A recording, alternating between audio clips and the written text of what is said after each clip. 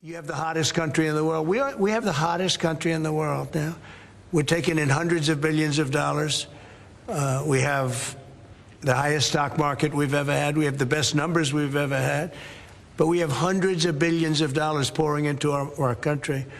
And I think it's the hottest. And by the way, 1 year ago, our country was dead. We had a dead country because of an incompetent president and incompetent Democrats. But we were a dead country, and now we have the hottest country anywhere in the world. President Donald Trump is currently handling business overseas. Originally going to Scotland to one of his golf courses to play an excellent game of golf. He truly plays better than most 20 or 30-year-olds do. It's actually pretty incredible to watch. But his trip overseas wasn't about golf or the weekend or vacation or taking time off.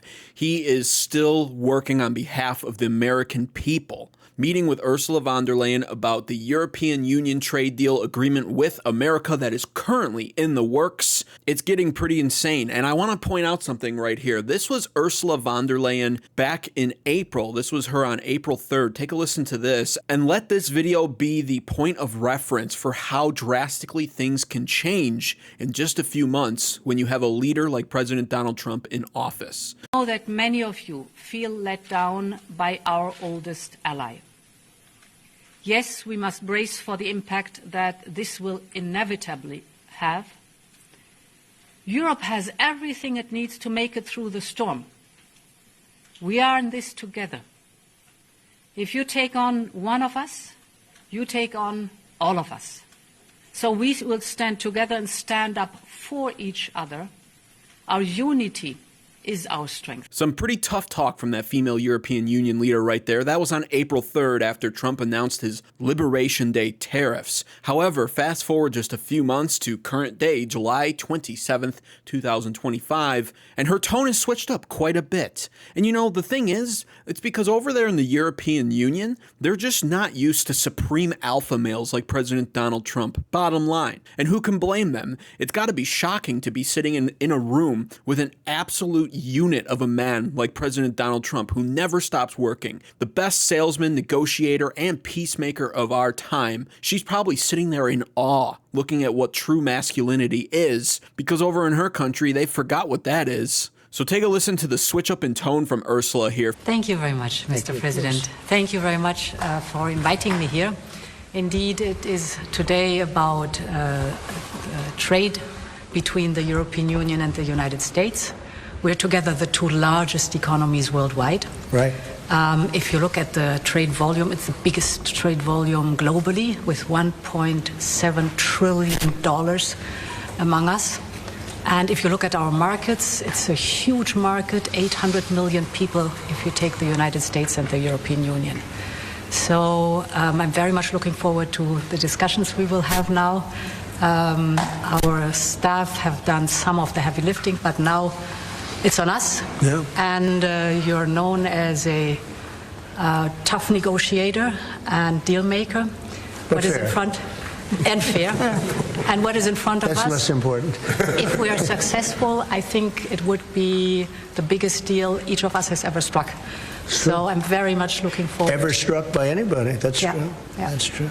So when it comes to Ursula, it's easy to tough talk when the man that you're talking about is not in the same room as you. From back in April 3rd, we're going to have countermeasures ready. Trump's going to regret doing this to us. We are the largest, most dominant economy in the world, the European Union. We're such a force to be reckoned with. To now, well, Mr. President, you're just a fair, tough negotiator, and we're going to make an incredible deal. It'll be the largest trade deal in the world. The rest of the countries will be jealous, and we can't wait to make a deal with you, President Trump. Thank you so much for inviting me here to Scotland to talk with you. I really appreciate it. That's what happens when a real leader is getting stuff done. And sadly, the rest of the world is just not used to seeing this because the rest of the world has become so liberal that they vote in women now and they vote in very feminine men. This is what it looks like to handle business, and this is what it looks like to watch other leaders crumble and capitulate to the strength and might of America. President Donald Trump would go on here to reinforce the boundaries that he is setting in his America First agenda, confidently answering the reporter's question about the August 1st deadline. August 1st deadline? Is there any chance that that gets... No. The August 1st is there for everyone. The deals all start on August 1st. Most of the deals, other than steel and aluminum, which we've been getting 50% tariffs from, I guess, just about everybody, and those have come in. And we've taken in, hundreds of billions of dollars just on steel and aluminum. You've seen the numbers. We had a tremendous amount of money come in over the last month, and it's coming in, very rapidly, which is fair. We have a lot of steel mills and plants, aluminum mills and plants being built. We have a lot of AI being built, and we have a lot of auto plants being built or going to be built because they don't want to pay tariffs. So, if they don't want to pay tariffs, the best way to do it is just build your plant in the United States. So there you have it. The name Taco that they've given him, Trump always chickens out. That is the kind of name that is given to somebody out of complete ignorance, as funny as it may be. And it makes complete sense, of course. The liberals have no idea what it's like to run successful businesses in general, certainly not their followers, but let alone many of the politicians who have completely run this country into the ground over the past 2 decades. And so what they fail to understand is it's not chickening out. What it is it's being a fair negotiator and an adaptable salesman, which both of those are what you would accurately describe President Donald Trump as. So yes, he's moved the deadline in the interest of fairness when it comes to negotiations. However, the moment that he realized that at least some of these countries were just taking advantage of this fact and hoping that they could wait out the entirety of his next 4-year term, now the deadline is firm, August 1st. And these countries have picked up on that. That's why many of them have already made these trade deals, and many more are now coming to the table quite quickly, like we're seeing here with the entire European Union being represented by Ursula von der Leyen. Time is ticking, and they don't want that August 1st deadline to hit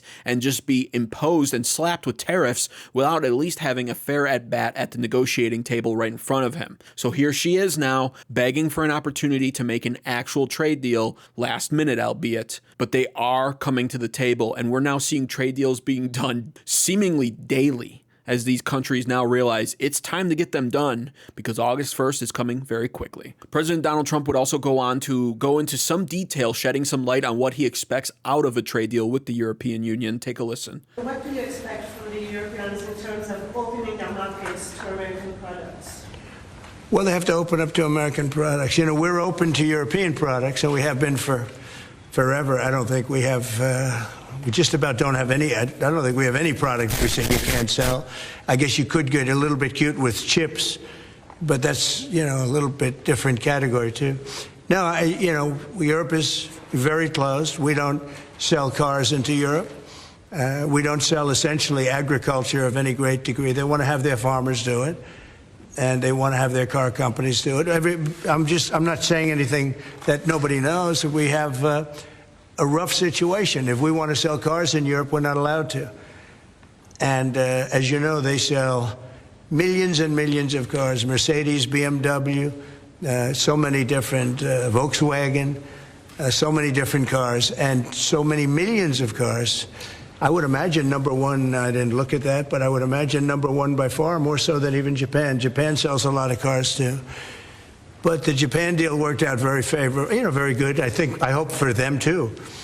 And that's what we want to do, make everybody happy. We're seeing a common theme here with these trade deals that are now being finalized with all of these countries. The common themes are, 1, these countries must open up their marketplaces to American exports if they want to be able to make a trade deal with us. This is high on the agenda and priority for President Donald Trump because it is going to cause our economy to soar with the ability to now sell so much of what we manufacture to these countries finally. This is what the liberals didn't understand when it came to the unfair trade balance across the world. Our markets were open to all of these countries, but their markets were completely closed off to us, and it was completely unfair. It allowed them to sell all of their goods in our marketplace at pretty much no tariff rates, or low tariff rates, mind you. Meanwhile, their tariffs remained so high on ours, and their markets were almost completely closed off in some regard, that it was impossible for us to sell anything we were manufacturing to them. So that's first and foremost, and that's going to come back to, once again, President Donald Trump being the most farmer-friendly president I've perhaps ever lived through, because agriculture is a large component of a lot of these trade deals, being able to sell our farmed goods to all of these other countries now. I mean, the man is selling rice to Japan, and also the automobile industry, because that's another one that he's been working on, where we can now sell our American-made cars to all of these different countries. This is huge. This is huge in and of itself. But the second common denominator theme with all of these trade deals that we're seeing now is not only will these countries be opening up their marketplaces to our American goods and exports, almost always a 0% tariff rate on their end, but also tariffs will stay and remain on all of these countries to varying different degrees. So we've seen a common theme being around that 15 to 20% tariff marker, depending on the country, the trade deficit, etc. But it seems to be a common theme here, and it likely will be when it comes to the deal that's being made with the European Union right now behind closed doors. And again, when it comes to Ursula von der Leyen, she talked tough April 3rd. But here in this clip I'm about to show you, she completely capitulates to President Donald Trump. Take a listen. Give your assessment of what you feel the chances are a deal of. The president just talked about a 50-50 chance and the biggest obstacle being fairness. What would you say are those things for you? I think the president is right. We have a 50 to 50% chance to strike a deal. And indeed, it is about rebalancing. So you can call it fairness, you can call it rebalancing. We have a surplus, the United States has a deficit, and we have to rebalance it. We have an excellent trade relation. It's a huge volume of trade that we have together. So we will make it more sustainable. Mr. Trump, can you do better than 15% tariff rate for the EU? Better meaning lower? Yeah. No.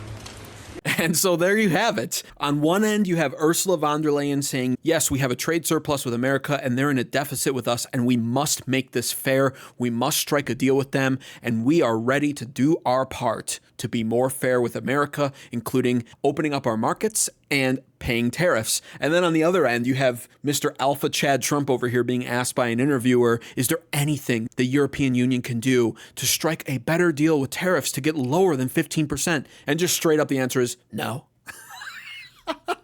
You gotta love it. And this is why we put this man in office. He's America first, and he's making trade deals on behalf of the American people and our country that's going to set us up to prosper. Now, it's of course important to note that when it comes to the European Union, the trade deal has not been finalized, at least not at the time of recording of this video. But Ursula saying that there's a 50-50 chance, in my opinion, I think she is there to make a deal, and she just didn't want to show her whole hand completely. But the European Union knows they must make a deal with us. Their economy is still too dependent on American markets and trade to not make a deal. So we'll see how this all plays out, and I'll report on it as soon as it does. Howard Lutnick broke the news right after I finished recording this video. It looks like there is a trade deal that's pretty much agreed upon between the European Union and America, between Ursula von der Leyen and President Donald Trump. He gives some of the details in the tweet right here. President Donald Trump just unlocked one of the biggest economies in the world. The European Union is going to open its $20 trillion market and completely accept our auto and industrial standards for the first time ever. That's huge. In addition, it will purchase $750 billion in energy from us and invest $600 billion in America. Our tariff will be set at 15% across the board. Today is a historic day for U.S. trade and will strengthen our relationship with the European Union for decades to come. And this is just how fast things move in politics, but that is the news right there. Of course, the liberals, well, there's no finalized trade agreement yet, though. Well, that's the Secretary of Commerce, Howard Lutnick, saying that there pretty much is a trade agreement on the table now, worked out between Ursula and President Donald Trump, and it is monumental, giant, huge, and successful in typical Trump fashion. So be sure to subscribe to American Advocates and click the bell icon to stay notified every time I post a video. However, what I would say to you is if you wear a European shoulder bag and you're a man and you wished you lived in Europe and you could eat soy in your diet every single day, dislike this video and never come back.